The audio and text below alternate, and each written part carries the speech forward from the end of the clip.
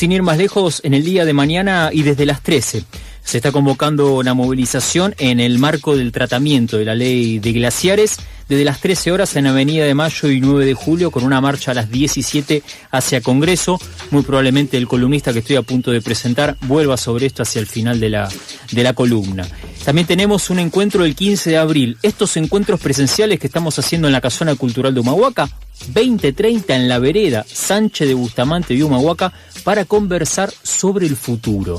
Algunos ejes que también vamos a anticipar sobre el final de la columna de nuevo, si es que llegamos y si no, atentos a las redes de Algo con R y de Luciano Cordon para más precisiones.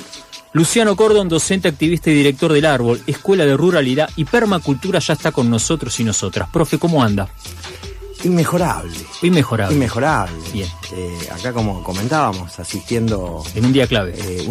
Asistiendo dentro de, para ser precisos, 1 hora, 14 minutos, 40 segundos al fin de una civilización como la persa. Bien, ok. Así que...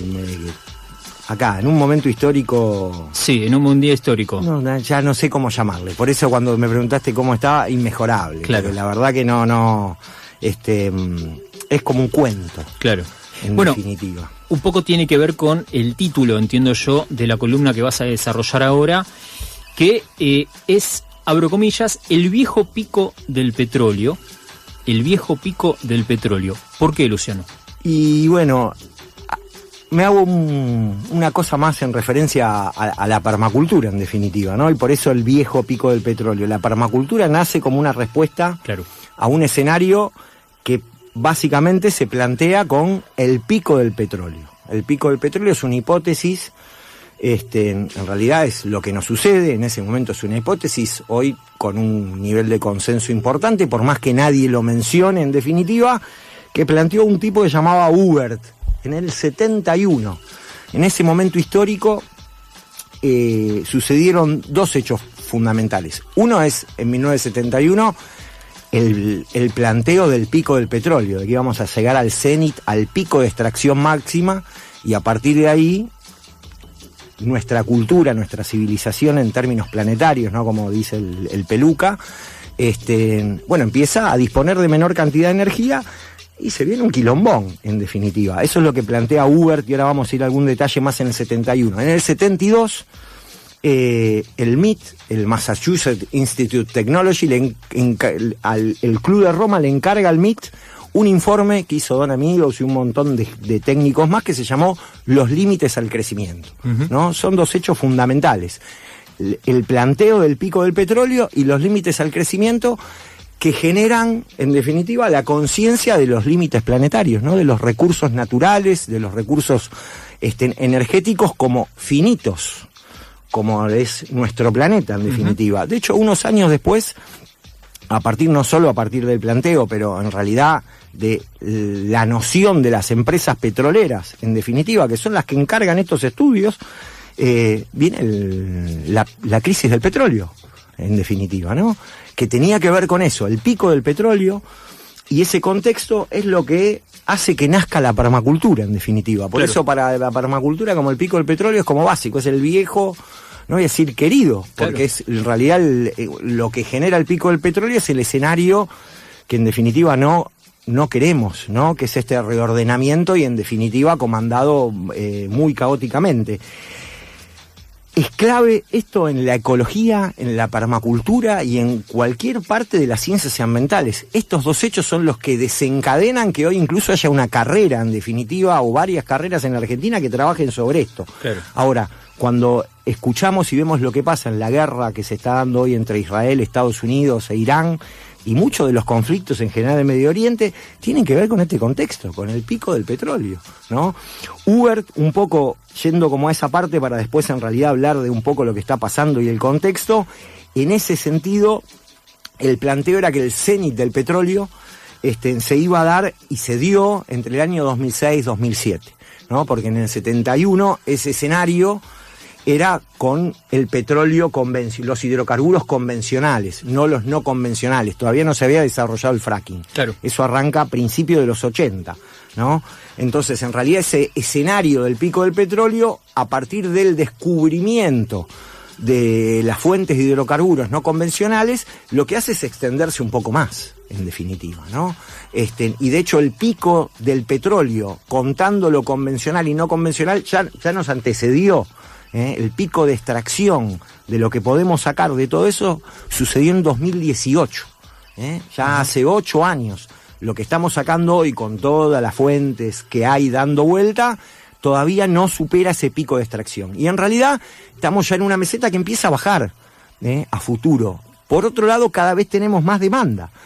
Claro. Esto es un escenario que desde el 71, ¿sí? En realidad ya está proyectado, se viene anunciando, ¿no?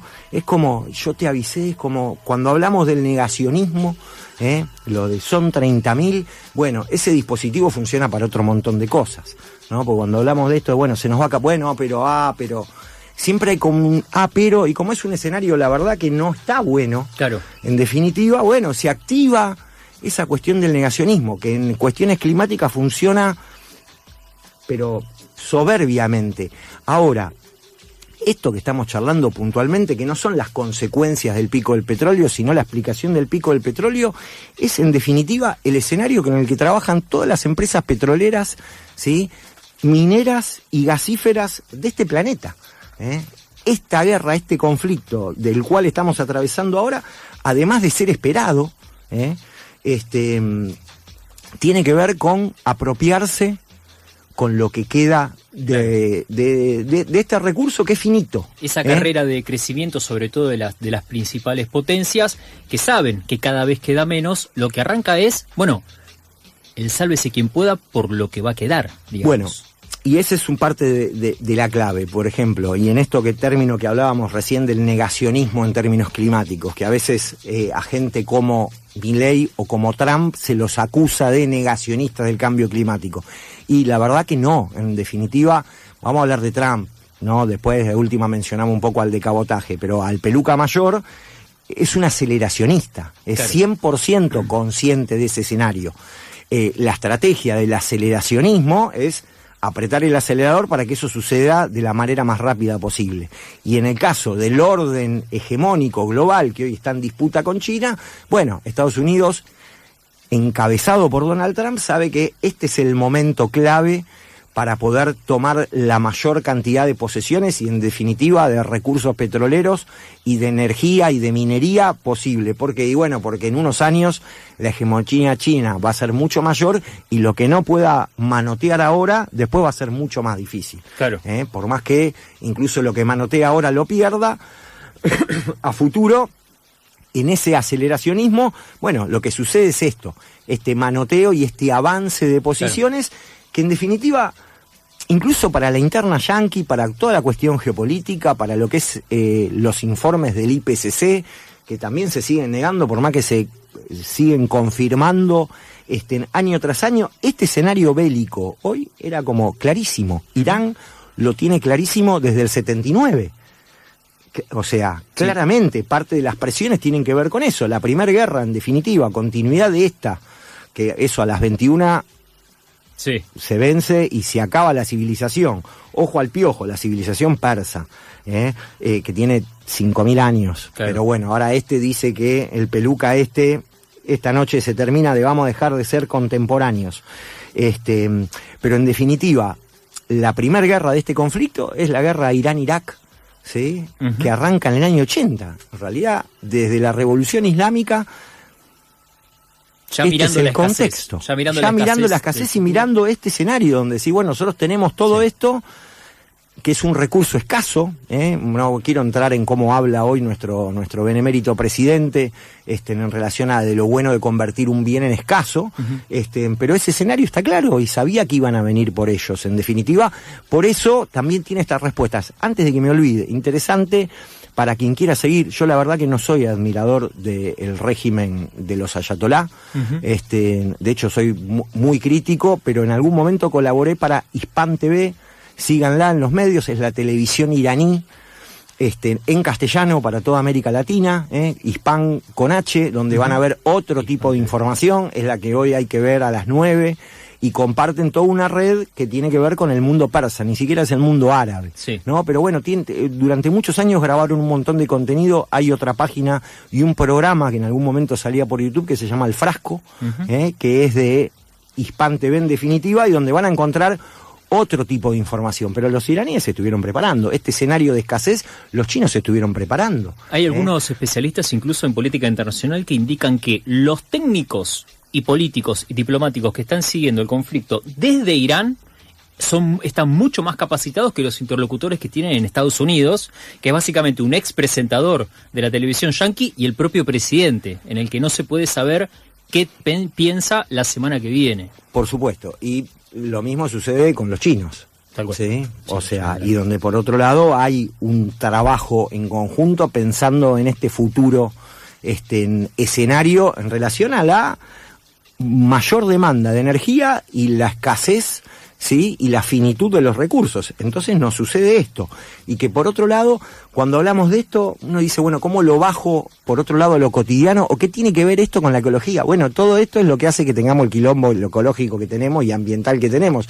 Cuando en realidad uno incluso empieza a estudiar o a profundizar en cualquier rama por fuera de salir del separar la basura, compostar y la cosita de lavado de culpa del capitalismo ecológico, este es el eje de la cuestión, sí. La producción de alimentos y la generación de energía, ahí es donde hacemos las grandes cagadas, y que después nos impactan directamente.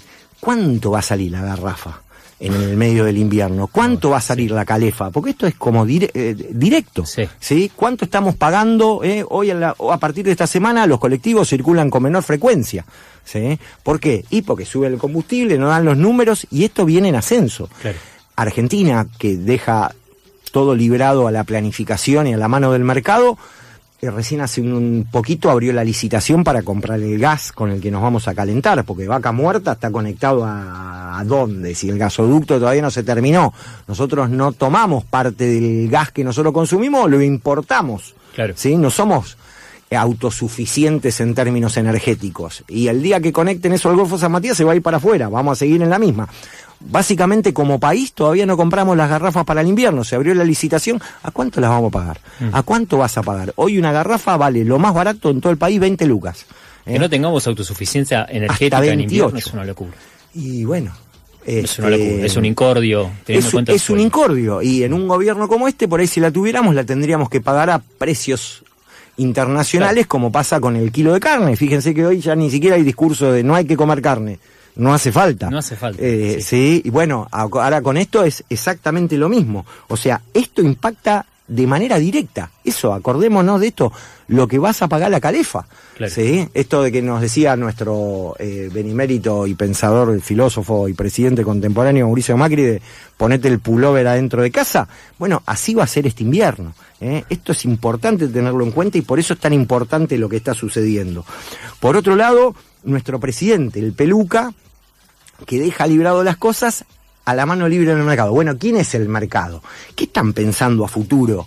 Midling, Manzano, parte de los sectores, los Roca, parte de los sectores que manejan la energía. Y digo Roca por Techín, por YPF, en definitiva, que está en manos en la dirección de ese grupo energético. ¿Cuál es el plan que tienen energético para la Argentina? Esto que vos decís, ¿cómo? Es una locura que no tengamos autosuficiencia energética. Bueno, ¿cuál es su plan? Porque tienen un plan. Por algo compran, venden empresas. De hecho, Midlin esta semana volvió a comprar Loma Negra. Volvimos a tener una cementera nacional en Argentina. Era brasilera hasta hace poco, porque la vendió Fortabad cuando se murió. Pero todo el plan del Peluca Milei, la granja. La energía que va a producir a Argentina, ¿a dónde va a ir? ¿Va a ir a tu casa? ¿Va a bote calientes? ¿Sí? ¿O va a alimentar estas granjas de minería, de inteligencia artificial que viene moviendo el impresentable de este Peluca? Y por otro lado, también lo de mañana. Mañana en el Congreso, esperemos que no, pero quieren modificar la ley de glaciares. Tiene que ver con esto. Sí. La importancia y el boom de la minería tiene que ver con la cuestión energética en definitiva, tanto para la transición como para poder fabricar parte de todos los insumos que van a ir a estas granjas. Bueno, ¿qué va a pasar con eso? Porque claramente es un plan que si lo estamos charlando acá y lo sabe cualquier cristiano, está andando y que va a andar más allá de los gobiernos. Entonces, mañana es fundamental tratar de apoyar. Como decías, mañana es en el Congreso, a partir de las 13 horas, que hay distintas actividades, y a las 15 se concentra en Avenida de Mayo y 9 de Julio para marchar al Congreso. Muy bien. A las 13, a las 14, a las 15 hay un verdurazo del UTT, hay clases, hay algún artista, distinto tipo de actividades, y 17 horas, Avenida de Mayo y 9 de Julio para marchar y entrar al Congreso. Es como fundamental el apoyo, ¿sí? Y por otro lado, el poder entender para poder prever algún tipo de cosa, ¿sí? Comprate una garrafita además si podés. Y si lo quieren seguir, lo encuentra mañana el profe Luciano Cordon ahí en las inmediaciones del Congreso. Por nuestra parte, agradecer a Paula Prati, que estuvo en la operación técnica de este programa, Fede Hernández en la coordinación en producción. Corriste hoy, amigo, corriste hoy. Mi nombre es Mati Castro, será hasta mañana a las 7 de la tarde. Que se mejoren. Chau.